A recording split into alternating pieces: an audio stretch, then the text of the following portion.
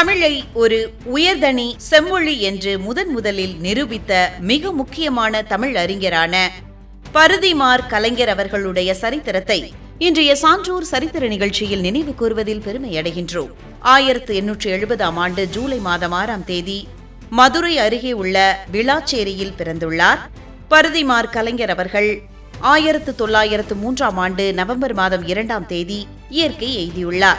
இவரது இயற்பெயர் வி.கோ. சூரிய நாராயண சாஸ்திரியார் ஆகும். வடமொழி கலவாமல் தூய தமிழில் இருக்க வேண்டும் என்பதற்காக தன் பெயரை பரிதிமாற் கலைஞர் என மாற்றிக்கொண்டார். தமிழும் சமஸ்கிருதத்திற்கு இணையாக ஒரு தனித்துவமான உயர்தனி செம்மொழி என்பதை 1902ஆம் ஆண்டிலேயே அழுத்தமாக பதிவு செய்தார். ஆங்கில இலக்கியத்தில் உள்ள சானட் எனப்படும் 14 வரி செய்யுள் வடிவத்தை தமிழுக்கு அறிமுகப்படுத்தினார்.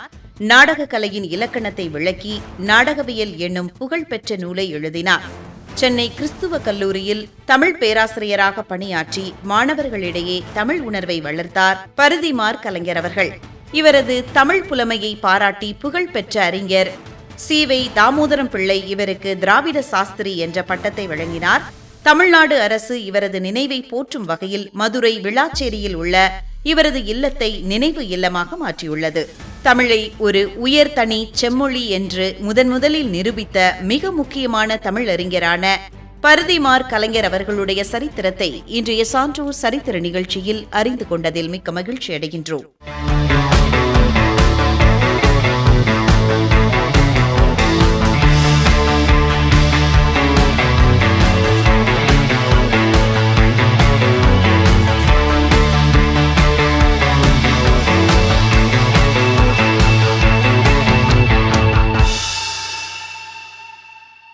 இந்திய கர்நாடக இசை உலகின் ஈடு இணையற்ற மாமேதை, பன்மொழி பாடகர், இசை அமைப்பாளர் மற்றும் பன்முக கலைஞரான மங்களம்பள்ளி பாலமுரளி கிருஷ்ணா அவர்களுடைய சரித்திரத்தை இன்றைய சான்றோர் சரித்திர நிகழ்ச்சியில் நினைவு கூறுவதில் பெருமையடைகின்றோம். 1930ஆம் ஆண்டு ஜூலை மாதம் 6ஆம் தேதி அன்று ஆந்திராவின் கிழக்கு கோதாவரி மாவட்டத்தில் உள்ள சங்கரகுப்தம் கிராமத்தில் பிறந்துள்ளார்.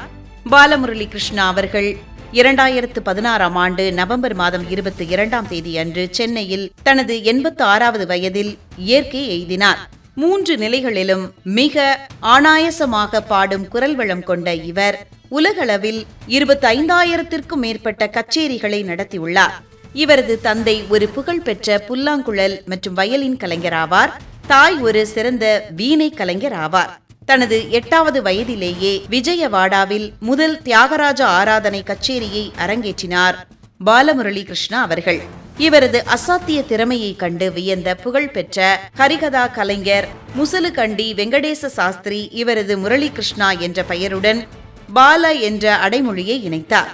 கர்நாடக இசையின் மரபுகளை முழுமையாக கற்றுக்கொண்ட அதே வேளையில் புதிய கண்டுபிடிப்புகளையும் புகுத்தினார். பாடகராக மட்டுமல்லாமல் வயலின், வீணா, மிருதங்கம் மற்றும் கஞ்சிரா ஆகிய இசைக்கருவிகளை வாசிப்பதிலும் வல்லவராக திகழ்ந்தார் பாலமுரளி கிருஷ்ணா அவர்கள். தனது 16லிருந்து 17 வயதுக்குள்ளேயே கர்நாடக இசையின் 72 மேலகர்த்தா ராகங்களிலும் பாடல்களை இயற்றி முடித்தார். மேலும் மகதி, சர்வஸ்ரீ, சுமமுகம், லவங்கி போன்ற பல புதிய ராகங்களை அவரே உருவாக்கினார். தனது தாய்மொழியான தெலுங்கு மட்டுமின்றி தமிழ், சமஸ்கிருதம், கன்னடம், மலையாளம், இந்தி என பல மொழிகளில் 400க்கும் மேற்பட்ட உருப்படிகளை இயற்றியுள்ளார். திரைப்பட பின்னணி பாடகராகவும் இசை அமைப்பாளராகவும் சில படங்களில் குணச்சித்திர நடிகராகவும் முத்திரை பதித்தார் பாலமுரளி கிருஷ்ணா அவர்கள். கவிக்குயில் திரைப்படத்தில் இளையராஜாவின் இசையில் இவர் பாடிய சின்ன கண்ணன் அழைக்கிறான் என்ற பாடல் இன்றும் காலத்தால் அழியாத கிளாசிக் பாடலாகும். திருவிளையாடல் திரைப்படத்தில் வரும் ஒரு நாள் போதுமா என்ற பாடலை கே.வி. மகாதேவன் இசையில் பாடி அசத்தினார். மேலும் பக்த பிரகலாதா திரைப்படத்தில் நாரதர் வேடத்தில் நடித்து புகழ் பெற்றார். இந்திய அரசும் சர்வதேச அமைப்புகளும் இவரை பல உயரிய விருதுகளால் கௌரவித்துள்ளன. இந்தியாவின் 2வது மிக உயரிய குடிமகன் விருதான பத்ம விபூஷன் விருதை பெற்றுள்ளார். சென்னை மியூசிக் அகாடமியின் உயரிய விருதான சங்கீத கலாநிதி விருதையும் பெற்றுள்ளார். சிறந்த பின்னணி பாடகர், சிறந்த இசையமைப்பாளர் விருதையும் பெற்றுள்ளார். பிரெஞ்சு அரசாங்கத்தின் உயரிய கலை விருதான சவாலியர் விருதையும் பெற்றுள்ளார்.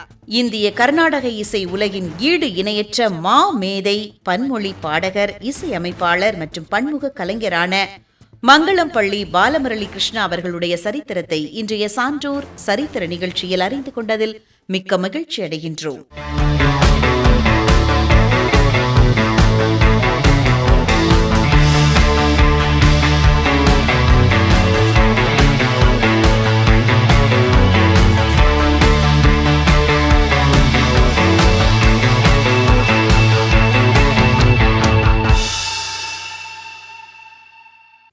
இந்திய அரசியல் வரலாற்றில் ஒடுக்கப்பட்ட மக்களின் உரிமைகளுக்காகவும் சமூக நீதிக்காகவும் தன் வாழ்நாள் முழுவதும் போராடிய மிக முக்கிய தலைவரான பாபு ஜெகஜீவன் ராம் அவர்களுடைய சரித்திரத்தை இன்றைய சான்றோர் சரித்திர நிகழ்ச்சியில் நினைவு கூறுவதில் பெருமையடைகின்றோம்.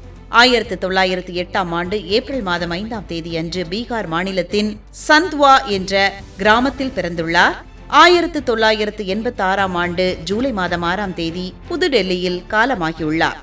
இந்தியாவின் தலித் தலைவர்களில் மிக முக்கிய ஆளுமையான இவர் நாடாளுமன்ற உறுப்பினராகவும் மத்திய அமைச்சராகவும் மிக நீண்ட காலம் பணியாற்றி சாதனை படைத்தவர் பாபு ஜெகஜீவன் ராம் அவர்கள். வாரணாசியில் உள்ள பனாரஸ் இந்து பல்கலைக்கழகத்திலும் பின்னர் கொல்கத்தா பல்கலைக்கழகத்திலும் படித்து அறிவியல் இளங்கலை பட்டம் பெற்றார். மகாத்மா காந்தியின் கொள்கைகளால் ஈர்க்கப்பட்டு சுதந்திர போராட்டத்தில் பங்கேற்ற இவர் சுதந்திர இந்தியாவின் அரசியலில் தவிர்க்க முடியாத தலைவராக மாறினார்.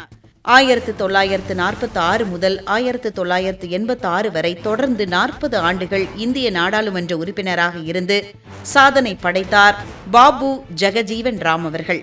ஜவஹர்லால் நேருவின் இடைக்கால அமைச்சரவையில் மிக இளம் வயது அமைச்சராக பொறுப்பேற்றார்.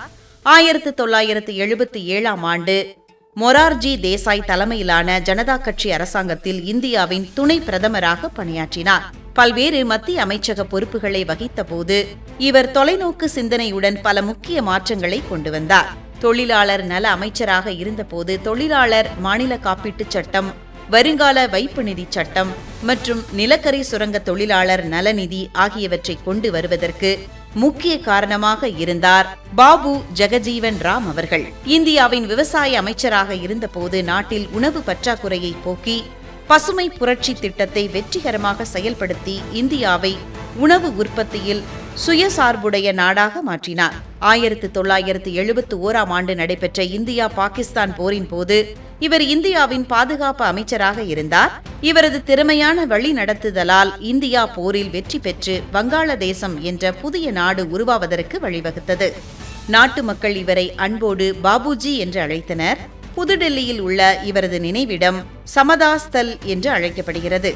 இவரது மகள் மீரா குமார் இந்திய நாடாளுமன்றத்தின் லோக்சபா சபாநாயகராக பணியாற்றிய பெருமைக்குரியவர். இந்திய அரசியல் வரலாற்றில் ஒடுக்கப்பட்ட மக்களின் உரிமைகளுக்காகவும் சமூக நீதிக்காகவும் தன் வாழ்நாள் முழுவதும் போராடிய மிக முக்கிய தலைவரான பாபு ஜெகஜீவன் ராம் அவர்களுடைய சரித்திரத்தை இன்றைய சான்றோர் சரித்திர நிகழ்ச்சியில் அறிந்து கொண்டதில் மிக்க மகிழ்ச்சி அடைகின்றோம்.